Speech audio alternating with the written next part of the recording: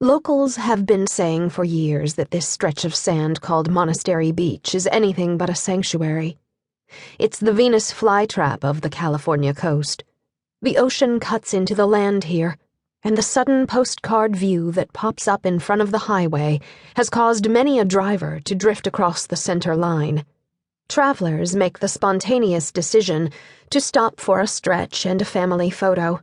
Just look at that gorgeous blue backdrop, that sultry smile of coastline, that easy walk from the car to the packed sand. For heaven's sake, it's called Monastery Beach. Who could know at a glance how deadly it is? I hear the diving just offshore is amazing, though that adventure is for the experienced only, those who know what they're diving into. Those people have seen the uncommonly steep underwater drop-off here, hidden by the surface. They understand the powerful undertow, the wintertime dangers. They expect the sleeper waves to tower out of nowhere and smash them onto the sand, then grab them by the ankles and drag them into the instant depths. They know about the tragic drownings and the doubly tragic rescue attempts. They've seen the death toll climb year after year. But the happily ignorant vacationers, they turn their backs on the monster to smile for the camera. Once a single wave swallowed a family of 4. In spite of posted signs that diagram the danger, too many don't heed the warnings. I park on the shoulder of Highway 1, under the low branches of an old salt-whipped tree. People park here all the time. In summer, vehicles line the road door to door and bumper to bumper. But it's nearly winter, and no one's here yet, if anyone will come at all this morning. The sun isn't shining even though it has recently risen. The winds are spitting sleet across my windshield, and clouds press down heavily. The beastly surf rattles its cage, daring me to come closer. I take what's mine and leave what I want others to find. I close the door and leave the empty car unlocked. Why frustrate the search? The old monastery sits right there on the other side of the highway.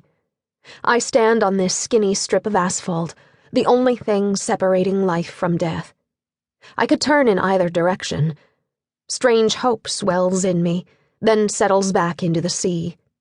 Yesterday I might have looked for refuge in that place where they believe God welcomes sinners. But not now. Like the unwitting visitors who make the mistake of taking their eyes off the water, I put the monastery at my back and face my fate.